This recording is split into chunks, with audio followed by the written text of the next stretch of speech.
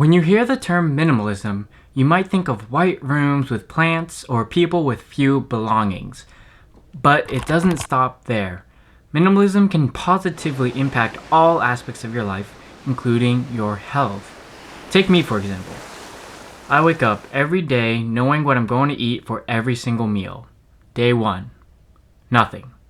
This is a fast day. I don't waste time preparing meals. I don't waste time eating meals. Day 2. I'll eat a bowl of peanuts, a high protein source. That's it.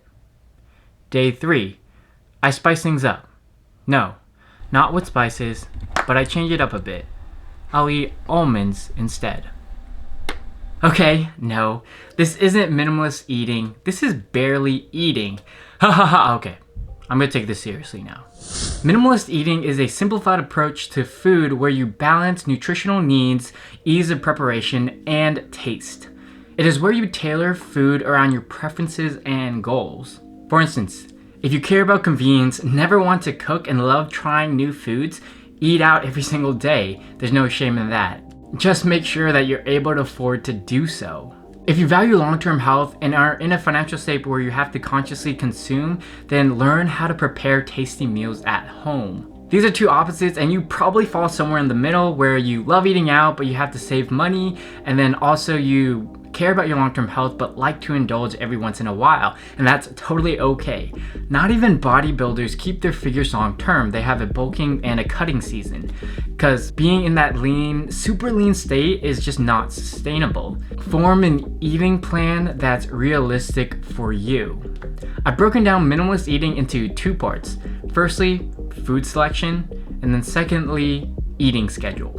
You might think that all minimalists are vegetarians or vegans, and while a lot of people do care about being sustainable and genuinely feel better being plant-based, this is not the case for everyone, especially not me. I'm definitely more carnivorous than herbivorous. And while there are many diets out there, the best diet is the one that you can stick to. Try out different diets, see which ones you like, but if you don't want to spend the time to try out all of these options, then create a few core staple meals that you can always fall back to. Having a few core staple meals will help simplify your grocery shopping, preparation, and cooking. You will be one of the most efficient grocery shoppers because you know exactly what you need to get before walking in. You're able to buy in bulk and save a ton of money in the long run. I like to break down food selection into 4 different categories: protein, carbs, healthy fats, and then vitamins and minerals. Proteins, carbs, and fats are actually known as macronutrients. These are nutrients that our body needs in large amounts to create energy and fuel the activities throughout our day. On the other hand, vitamins and minerals are micronutrients. Micronutrients are essential to our overall health and wellness. Based on what you find enjoyable, decide on a few core staples for yourself. For protein, it could be fish, chicken, turkey. Carbs, rice or pasta. Healthy fats, I personally love avocados. And vitamins and minerals, these are your fruits and vegetables. You can mix and match these to create a variety of meals however you like. But you might be saying, Sean, eating the same meal every single day kind of sucks. Maybe. I mean, I'm the kind of person who can go to the same exact restaurant and order the same thing and still love it. I know some people who think food is purely fuel, and then other people who love the taste of food and the experience. I definitely lean towards the latter. And even though you eat the same meal every single day, you can spice it up and create a variety of tastes. So look into marinades and spices. If you are worried about food tasting too bland, then change it up. Add some spice in your life, but don't go too crazy because you can make something that is generally healthy and turn it into a very unhealthy meal. For cooking, a great way to save time throughout your week is to cook in bulk. Set aside certain days where you can prepare multiple meals, such as a Sunday where you cook all of your lunches for the entire week. I personally love cooking dinner and eating straight off of the pan, so I cook dinner every single day. To each their own. Snacks. To be honest, I don't snack. One reason being I intentionally don't buy snacks because I tend to overeat. Secondly, I wear Invisalign, so it's a slight inconvenience to munch, but 2 snacks I recommend are fruits and nuts. Eating both will provide a great source of vitamins and minerals as well as protein. Supplements. Unless you are deficient in a certain area, then you should be avoiding supplements. And if you are deficient, you're probably talking to a healthcare professional who can recommend you the exact products and the amount to take. You should listen to them. This is because supplements are, by name, supplements.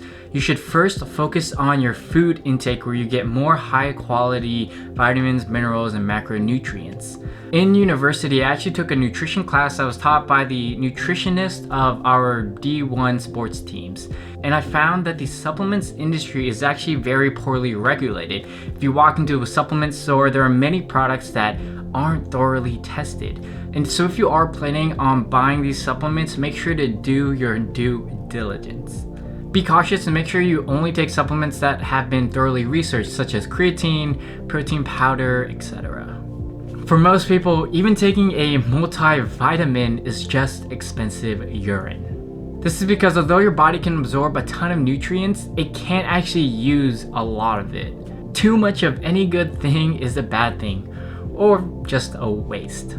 You've heard of the 3 main meals people eat: breakfast, lunch, and dinner. There are many deviations to this, such as eating 8 meals spread throughout the day, to eating 1 meal a day, or even 1 meal every other day. I personally skip breakfast and only eat lunch and dinner, and back in the day there was no term for this, and now it has been popularized and branded as intermittent fasting.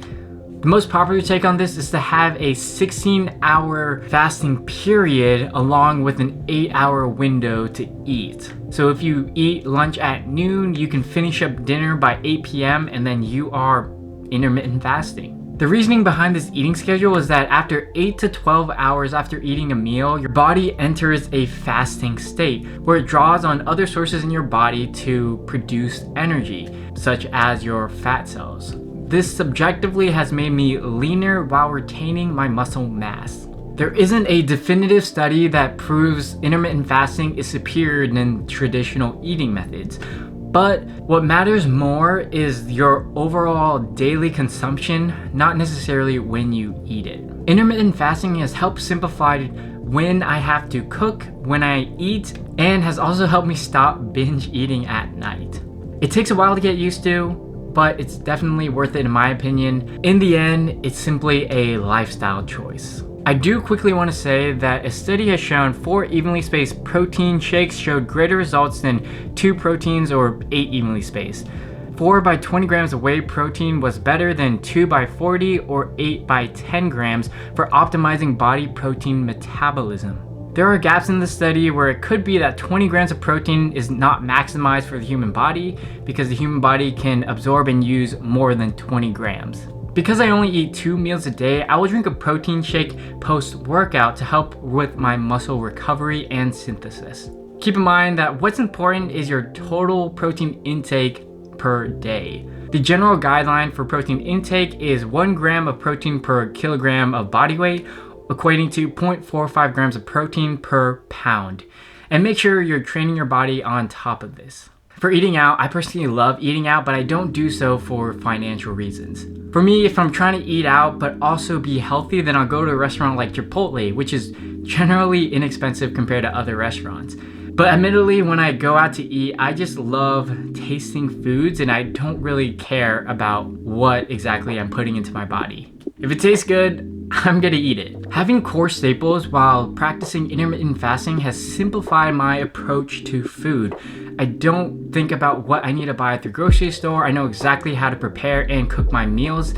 I don't impulse buy food as much, and I'm able to save a ton of money by buying my food ingredients in bulk. So that's my minimalist take to food. It's the practice of balancing what you enjoy, your health, and your lifestyle. I'm Sean Lay and I make videos on money and minimalism for millennials every single week, so be sure to hit that subscribe button and give this video a like.